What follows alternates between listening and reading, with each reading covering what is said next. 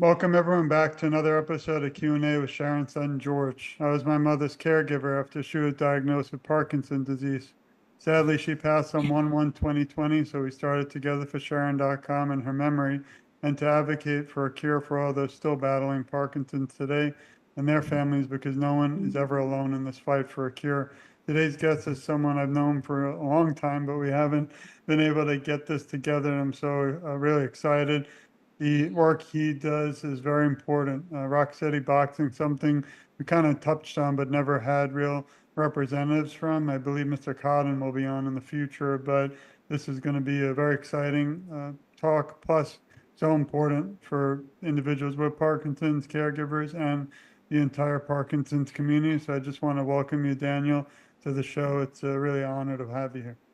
Oh, I'm honored. I appreciate it. I'm glad a year and a half later we were able to make this happen. Thanks for being flexible with me when I couldn't make it the first time.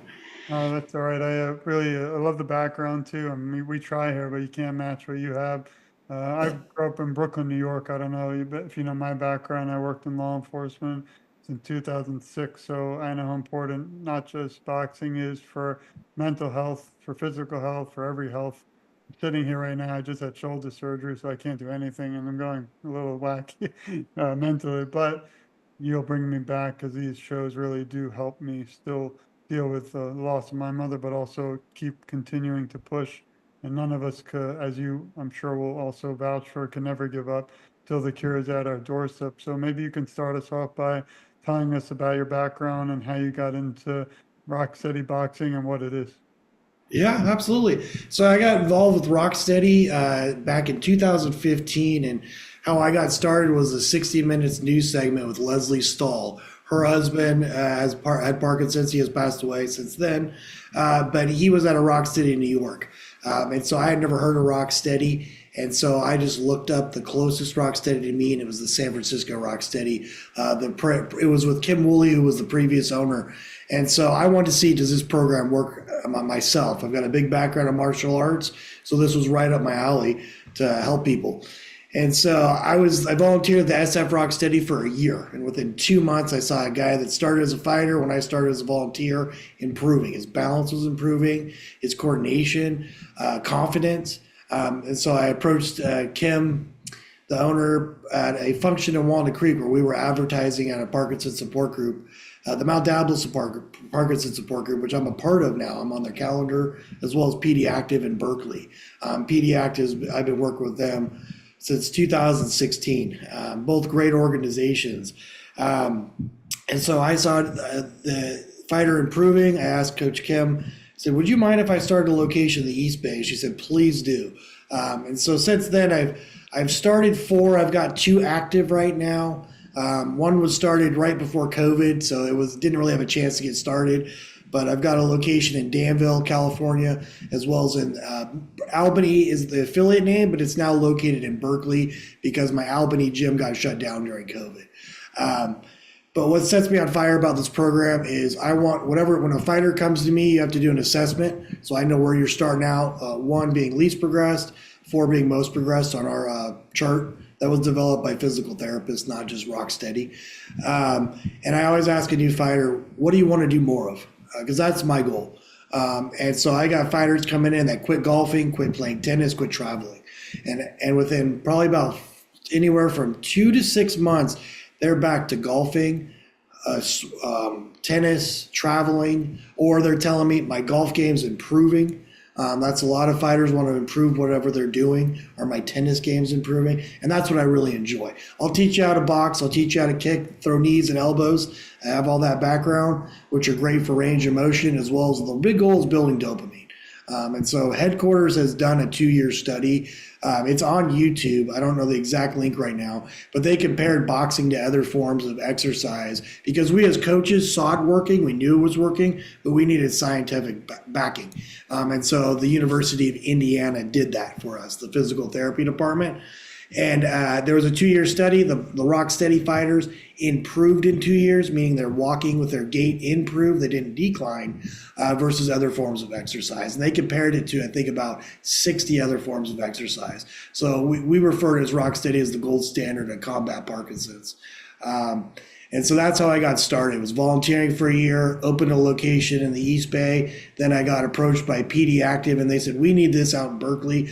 Our people can't come to you in the East Bay. So started a location in Albany. Year and a half later, I got the vice president from Parkinson's, the Mount Diablo support group saying, we need this on 680. Which is a highway near me. And I said, okay, once you give me 12 fighters committed, I'll find a gym. And I found a great gym. It's called Danville Jiu-Jitsu. The owner has my back as well as the Berkeley owners. They love this program. I've been in Danville since 2019, and it's just growing. And so I'm really thankful for the growth. I'm really thankful for seeing the improvement. The consistency is key. I've had people join my program, show up twice a month and go, hey, your program didn't work for me. I go, that's not on me, that's on you. You got to be consistent. I can motivate you, but you have to be consistent. But in general, these are fight families. This is turning into a family. And that's the culture I wanted to develop. It's a safe place. It's a fun place. Sometimes we cry. Sometimes we laugh, probably way more than we cry. But that happens, and that's okay because we're in a safe environment to talk about things. But it's a really intense program. I've got everything dialed down to the second. My breaks in class are 1:30 to 2 minutes. Just to keep everyone focused as well as keeping the heart rate up to build the dopamine. But I love what I do. I see the improvements. I've got fighters all the way from 97 years old down to 40 in my classes. My fighter, Elsa, that's 97, she's been with me since 94. When she joined, she had been in the hospital in December of that year. I think she joined in 21. She came to me in February and I said, okay, Elsa, what do you want to do outside of the gym? She said, I want to get back into my hiking club. I said, okay, well, I'm going to check in with you. And so 4 months later, before our class, I said, Elsa, are you hiking again? She goes, yep, I'm back in my hiking club. And that was at 94, 95. And so I know this works. I love it. I'm a very passionate person. So to give me a career that I can be passionate about and being of service is just right up my alley. So I absolutely love what I do. I'm excited to work on Monday. Couldn't say that at lots of jobs I had prior to this. So that's a little bit. And then if you have anything else, I'll run with it.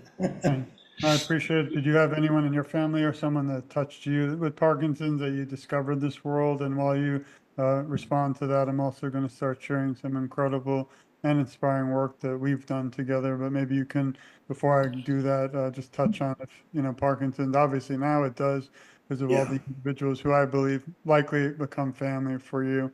But you could touch on that. Yeah, the only person I knew growing up was my pastor's brother. And he's had Parkinson's for over 30 years now. That would be the one person I knew with Parkinson's prior to volunteering with Rocksteady. I appreciate it, and I really enjoyed the overview. We haven't had that for Rocksteady, although many of us are aware of it. Now I feel like we're all going to be much better prepared. And I want to thank you too. If everyone goes to TogetherForSharon.com, click interviews, you'll be able to see a much more in-depth work with Daniel, how to reach out to him, his background, and so much more that I really encourage you for free, again, to reach out and review that. Then some important areas, please support all that Daniel does. That's the most important thing today is awareness. There's still people, I think, that aren't aware that exercise can actually slow the progression. My mother passed in 2020. We weren't aware. We didn't even know what Rocksteady was. And that's what this show is really about, promoting everyone in the Parkinson's community, but not just for Parkinson's community, for everybody, whether they have Parkinson's or not, and the caregiver. I really think you're all together making a tremendous impact. But please go to rocksteadyboxinggba.com. I don't know if there's any specific areas on the website you wanted me to touch on, but hopefully everyone can also click on the website, then you'll go right to the Instagram, which I'm a member of, and Facebook. And Daniel knows I'm always liking his stuff, following it, and just doing it while we're on. But some of the stuff, information is really very important. Yeah, I really appreciate that. Yeah, no, again, being of service is a gift. I don't take it lightly. And that's why I'm very, with my classes, I'm very dialed down to the second, because sometimes I have 17 people in the class, sometimes I have 27 people in the class. And I can keep fighters engaged with 27 or 17. And they all take it seriously and they know the tempo. So I always tell my fighters at the end of a class, thank you so much for your focus. This makes this enjoyable for me and it keeps the class moving. Time management is huge as a coach. And so I always tell people that start to get a little disengaged, hey, I've got 20 other fighters here. I need to make sure all 20 fighters get a good workout. So let's stay focused. And everyone's really respectful of that. And has a great time. One of my fighters just told me 2 weeks ago in a get to know you question, which we do at the beginning of every class. She said, this is the best shape I've ever been in my whole life. She said, before I got diagnosed with Parkinson's, I never had a workout routine. So she says, I'm in the best shape of my life dealing with my Parkinson's. And I thought that was a great compliment to the program. Yeah, not just the job, it seems inspiring. And I'm, again, grateful for all that you do and are going to do and have done in the past. What is maybe one of the most famous exercises for somebody with Parkinson's? I know obviously every journey is different. Not everyone is on the same path with this, but and I also love that you offer now online. So maybe you could touch on the online virtual, and also everyone watching. I think your Instagram's beautiful because we're actually able to see inside look while we're talking, which I love. Absolutely, yeah. So I'm sitting in my garage where I run my online classes since 2020 during COVID. It's great because some fighters can't drive to the gym or they just don't feel as comfortable working out in a group setting. So the online is something I've kept intact. There's a lot of rock steadies that stop doing it once they're in person picked up again after COVID. But in my head, I'm going to do everything I can to keep the Parkinson's community moving. So I do in person, I do online, as well as personal training. So I'm in my garage about 3 hours a day, Tuesday, Wednesday, Thursday, start with personal training for an hour, teach an online class for an hour and a half, and then I go to Danville or Berkeley and teach another 90-minute class in person. So forms of exercise you're asking me about, I would say the number one thing, which you'll see in all my videos, is focus mitts would be my fighters' number one thing they enjoy. All my coaches, I've got 2 other coaches that coach for me. Coach Sharon is my Berkeley coach, and then I got Coach Jalil in Danville that teaches a class. They do focus mitts as well every class. That really gets fighters engaged. When I started volunteering at the SF Rocksteady, I noticed everybody worked a little bit harder with focus mitts. So that's a big key, as well as a circuit training. At the end of every class, I do 2 boxing rounds where you're moving from anywhere from 10 to 15 stations, doing something else. And I focus on range of motion, I focus on posture, I focus on the connection of breathing, because it's easy to forget to breathe. That's a big one. And so, as well as the cognitive exercise. So setting up all those stations, you're constantly moving, keeping the heart rate up. Cognitively, you've got to remember what I told you you're doing at each station.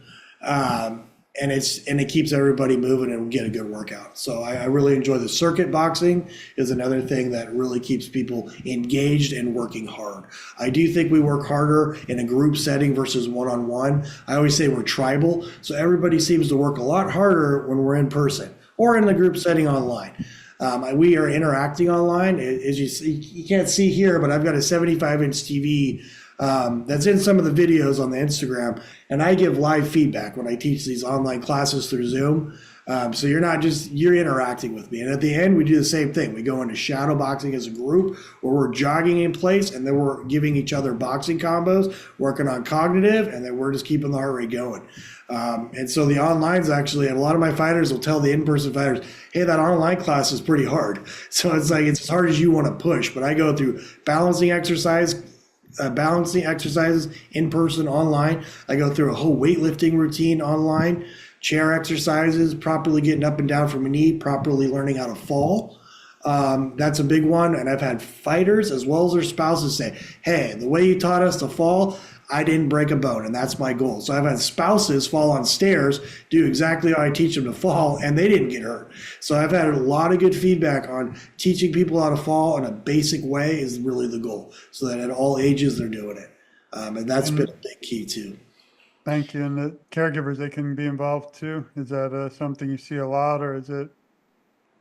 Yeah, they are if it depending on the level. So if I got someone that's more of a 3-4 that we call them corner persons or corner like a boxer has a corner person, I would have a spouse or a friend assist a fighter if they're having issues following the routines of the class, or as well as if they're having issues with falling a lot. Because I am in a group setting, I can't put that much attention on one fighter in a group setting. So that's when the corner person or spouse would be engaged in the class too.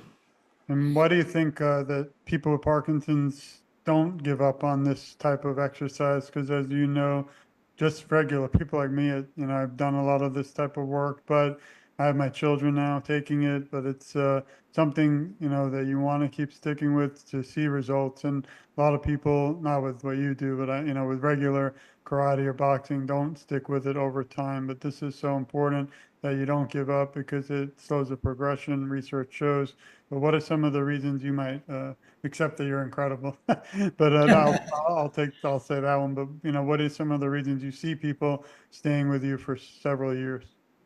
Yeah, so I've had people with me since 2017 at my Albany location. One fighter I'll point out would be Rob. He just turned 75, and he's been with me since 2017. He hits harder. He is so much stronger than he was when he first came to me back in 2017. Why do people stay consistent? I think one of it's my passion. I take this very seriously, and they know that. But two, it's the camaraderie. I mean, for Rocksteady, the camaraderie is everybody in this class has Parkinson's. We're dealing with this together. And that's why I say the culture is a fight family, and they've really engaged with that. So it's a fight family. I think that's why people stay consistent, as well as it's a fun workout. And you don't have time to stare at the clock. As me as a coach, as an owner, that's my goal is you're never looking at the clock going, what time is it? You're so engaged and focused with these minute 30 breaks and then we're doing something else. You don't have time to look at the clock. So I think that's another element is that it's such a dial down to the second in my classes that people enjoy it because it just flies by. Even though it's 90 minutes, it flies by. We stretch in the beginning, we stretch in the end, and you're getting a good workout. And I think that's why there's the consistency here, as well as some people do a hybrid. Some do a couple online classes, and then they'll show up for one in person. So I think people also like the variety that they can do online personal training or in person with me. And so that also helps people stay consistent. Again, if they are having issues getting to the gym, that's why I just don't get rid of the online. Right. I've helped the retirement community in Healdsburg, which is a good hour, 15 minutes from me. And I got their Parkinson's fighters working with me online where they couldn't get a Parkinson's coach to their area. So I at least give them the option online. I appreciate it. And then again, everyone, please go to Rocksteady Boxing, GBA.com. And it's very simple. You just go to join us. You can gain more information and get in touch with Daniel one-on-one, which I think is incredible. I hope you don't get too big that it's tougher to do that because, you can only, you want to help everyone. We want to help the world, but we got to take one individual at a time. One last area, and then I wanted to kind of talk a little bit more about your background, is the involvement you have, which I am very excited. Not only did you work with me, which means the world to us, but you also work with many other areas, organizations, and one was the Parkinson's Association in Northern California. Maybe you could touch about, what they offer and how you work with them, and then we'll kind of get more into you. Yeah, so the Parkinson's Association of Northern California, yeah, I've been connected with. I've done some of their walks as well. One year I provided all the water for the SF Parkinson's Foundation walk, and it was special water, or whatever I want to call it. It's the structures changed through electricity. Right. I can't remember what it's called though. The Kangen water, and I had provided that for them one year. But we stay in touch. I've taken some of the. I got certified under their Parkinson's Wise certification training that was ran with PANC and Kaiser Permanente. So I've been certified with them. Great organization, a lot of good resources. So I highly recommend people checking out their website. I appreciate it. I was trying to play it while you were without the voice. It won't let you mute it, but I do appreciate you because I always feel, unfortunately, I always felt alone as a caregiver. My mother did as someone diagnosed. And I always say if we could just reach one person out there that now understands or heard of, aware of Rocksteady, your work, and now, the organization like ones in California, I think it'll change the world because they also have support. But it just, it's kind of heartbreaking sometimes when we don't know that these things are out there and they're doing such Absolutely. great things, but we need to work together like we are to really get the message out there. And that's what this is all about. So I thank you, your whole team, all the coaches and all of the Rocksteady for your time today. I wanted to now talk a little bit more about you, if that's okay. Can you Yeah. list 3 words that describe who you are? Passionate, caring, and I would say integrity. Thank you. I really value integrity. So I would definitely do that. I would like to say Rocksteady's been in business since 2006. We just celebrated 18 years. And so I like to speak to that because you're right. People don't even know about Rocksteady to this day. So being able to come on your podcast really helps put a spotlight on, hey, we're out here. We want to help you. I know you've written some books as well, but there's one book that I recommend. It's called The Parkinson's Primer by John Vine. I personally met him at a PD Active function where he did a presentation. The reason why I bring that up is when I get a new fighter an assessment, what always broke my heart is I felt like their neurologist gave them no information besides a pamphlet. And it's like, then they're going, what do I do? And so my goal was with the Parkinson's Primer, I offer that at my assessments going, you're going to walk away with some information here. It's good for a person with Parkinson's as well as family members. He has in that book 10 questions, even ask your doctor. So a real thought out book that I like people to walk away with something and not just feel like I don't know anything about Parkinson's. And so that's something I like to offer at assessments. Thank you. And what is one moment, which you might have multiple, but one moment or most memorable moment that stands out through most of your work so far with awareness that you could share? I think you mentioned a few, but is there one kind of, ingrained in your memory that keeps you going? Just my fight, like I said, my fighters moving more, doing things they enjoy more outside the gyms. Yesterday was a highlight for me with my fighter Elsa, that's 97. It's a big gym, and so sometimes she doesn't get all the way to me at the focus mitts. I'm like one of the last stations, but she did yesterday, and it was a highlight to me is how well she could flow with the boxing combos at 97, with hard of hearing, this and that. She does so well. And so she's really motivating to me because my whole goal with fitness is I want to be able to move the best I can my whole life. And so to see Elsa 3 years into boxing doing so well and just flowing on focus mitts, I think it's a beautiful thing. I look at martial arts and boxing as an art, and it's beautiful if you see it. If you understand the movements, you go, hey, this is like a dance. So I find the beauty in it, and I found it really beautiful yesterday with Elsa just flowing with me on focus mitts. It really warmed my heart. That's amazing. And you said you started out, which that was beautiful about the media you did with Leslie Stahl. I didn't even see, I wasn't aware that her husband had it. Mhm. How have you been able to get a lot of the media involved? Because I know here sadly in South Florida, it hasn't been easy. I've written many letters, but they're not responded. So I continue, right? You know me, I won't Oh stop. yeah. But I was wondering, have celebrities reached out? Have you been able to, get some of these individuals throughout the sports world even to really bring Rocksteady? I know the national probably does, but to the forefront. Yeah, I've reached out to the Brian Grant Foundation multiple times. I'd like to get connected with Brian Grant, but I haven't. I mean, they like some of my posts and things, but I'd like to get connected with him. Locally, it's like Channel 2, Claudine Wong is a news anchor here. She's had us on twice, and that was a big help. Especially because I had split from my business partners at my first location, and then I just ran to Albany for a while on my own. And Claudine came out and really helped promote that for me, which is a big blessing. Sometimes I'll just shoot to one things I'll do is another local news would be Cron 4. I'll shoot, I'll tag them in some of my posts and try to get them to promote it.